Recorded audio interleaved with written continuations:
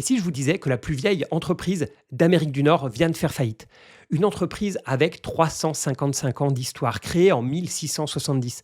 Alors on a du mal à se rendre compte, mais en 1670, en France, c'est encore Louis XIV qui est au pouvoir. Versailles est en chantier. On est encore à plus d'un siècle de la Révolution française. On parle ici d'une entreprise qui a survécu à la guerre d'indépendance, à la Révolution industrielle, à deux guerres mondiales, mais pas aux années 2020. Elle s'appelle la Hudson's Bay Company. C'était un pilier du commerce canadien, une institution.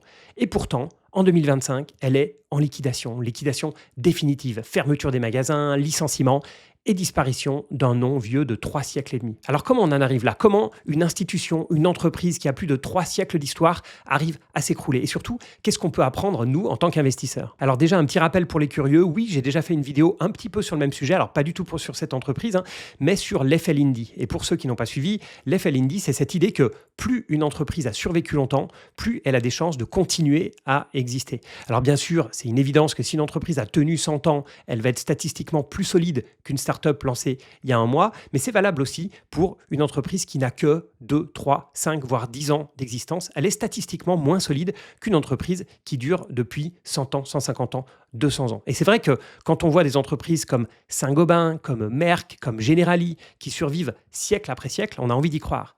Mais Hudson's Bay, qui a été coté dès 1670 à la Bourse de Londres, nous rappelle que même les plus anciens peuvent finir au tapis. Donc l'FL Indy a ses limites. Tout commence quand 2 coureurs des bois français, alors coureurs des bois c'est une expression très québécoise, en France on parlerait plutôt de trappeurs, Pierre-Esprit Radisson et Médard Desgroseilliers découvrent un filon incroyable de peau de castor. Ils vont voir les autorités de la Nouvelle-France, donc la colonie française au Canada, pour leur proposer un projet d'exploitation commerciale. Mais ils se font recaler. Ils sont vus comme trop indépendants, pas assez dociles, et surtout, ils n'avaient pas demandé la permission avant de partir explorer. Alors ils traversent l'Atlantique et vont pitcher leur projet au roi d'Angleterre. Et lui, il dit « Ok, moi je suis partant, on y va ». La Hudson's Bay obtient un monopole sur un territoire immense qu'on appelle la terre de Rupert, à peu près la moitié du Canada actuel. Et elle ne se contente pas de vendre des pots. Elle installe des sortes de comptoirs perdus au milieu de nulle part, où les trappeurs et les peuples autochtones viennent échanger des pots contre des produits venus d'Europe. C'est à la fois un magasin, un entrepôt et finalement un bout d'empire. Ils sont les représentants de l'empire au milieu des bois. Et cette société, elle contrôle les échanges, elle impose ses règles et même, parfois, elle va jouer un rôle administratif. Donc en clair, c'est à la fois une entreprise, mais aussi une puissance coloniale, voire même une sorte d'État privé. Et pendant 2 siècles, c'est la grande époque du commerce de la fourrure. Les échanges avec les populations autochtones se multiplient. Mais bon, même les meilleures tendances passent et le menton au castor, c'est devenu légèrement moins fashion au début du XXe siècle. Alors, la Hudson's Bay fait ce qu'une entreprise bien gérée doit faire, elle pivote, elle devient une chaîne de grands magasins. Et elle s'en sort plutôt bien, le modèle plaît, les magasins deviennent des repères dans les villes canadiennes, c'est un peu le printemps ou les galeries Lafayette version canadienne.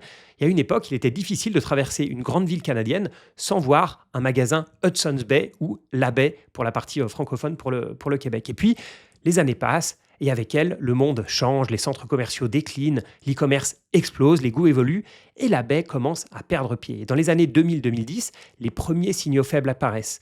Les magasins deviennent un peu désertiques, l'image de marque se brouille, on ne sait plus trop si la cible, c'est mamie, c'est les hipsters, c'est les touristes, ou bien personne en particulier, et forcément, à force de viser tout le monde, elle finit par rater tout le monde. Côté finance, la chute s'accélère. En 2023, ils vendent pour 350 millions de dollars d'immeubles pour rester à flot. Ils vont tenter de relancer l'activité en se séparant de plusieurs marques ou filiales, mais les ventes plongent. Moins de 33% en magasin, moins 50% en ligne. Et en 2024, ils cherchent des investisseurs, mais ça ne marche pas. Et en 2025, on y est, c'est la fin. Liquidation terminé, tous les établissements devraient fermer définitivement d'ici le 15 juin 2025. Alors bien sûr, on pourrait dire que c'est la faute d'Amazon, du commerce en ligne, on pourrait dire que c'est la faute du Covid, de l'inflation, de la géopolitique, des taux d'intérêt, peu importe. Mais finalement, ce qui l'a réellement tué, c'est le fait qu'elle soit restée beaucoup trop statique, qu'elle n'ait pas évolué alors que tout le monde bougeait autour. C'est ça qu'on oublie parfois en tant qu'investisseur. On passe notre temps à décortiquer des bilans, des comptes de résultats, à regarder des ratios, des marges, etc. Alors tout ça, bien sûr, c'est utile, mais ça ne dit pas tout.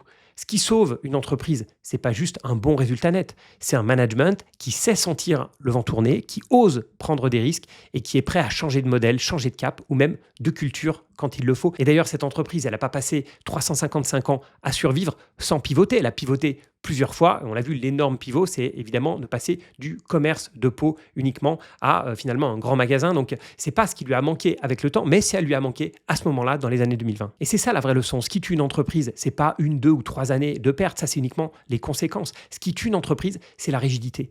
C'est le fait de rester dans son confort, de penser que parce qu'on est là depuis 50 ans, 100 ans ou 355 ans, on peut passer au travers de toutes les crises. Non, il faut rester agile, il faut avoir un management qui continue à essayer de sentir le vent. Et il ne faut surtout pas s'asseoir sur ses lauriers. Et on voit les choses peuvent bouger vite. On est pourtant ici dans une industrie, donc la distribution, qui peut paraître stable, tout comme Nestlé ou Danone peuvent nous paraître très stables parce qu'ils vont vendre beaucoup d'alimentaires. Et ça, c'est vraiment un piège. Les modes, les tendances, les canaux de distribution peuvent changer très vite. Alors l'héritage, c'est un atout, bien sûr. C'est génial d'avoir une grosse marque, d'être Apple, etc.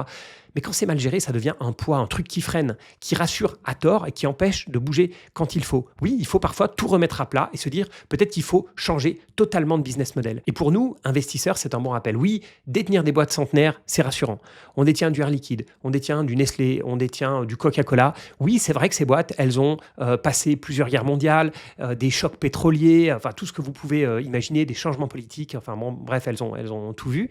Mais ça ne doit pas nous endormir. Et même chose pour les boîtes qui sont aujourd'hui au sommet, les fameuses 7 magnifiques, les GAFAM, appelez-les comme vous voulez. Ces boîtes-là ne pourront pas rester au sommet, même si elles continuent à avoir de magnifiques résultats. Et Microsoft et Meta nous l'ont montré encore cette semaine. Mais tout ça aura une fin. Alors attention, la fin ne veut pas dire qu'elle arrivera demain, mais cette fin arrivera malgré tout. Et ce qui compte, c'est de capter les signaux faibles. L'évolution de la marque, le ton de la communication, les décisions du management, leur capacité à s'adapter, à décider vite, à sortir de leur zone de confort quand c'est nécessaire. On peut penser évidemment à un des champions du pivot, Netflix, qui est passé des DVD au streaming. On l'oublie souvent, mais Twitter à la base s'appelait Odeo et c'était une plateforme de podcast.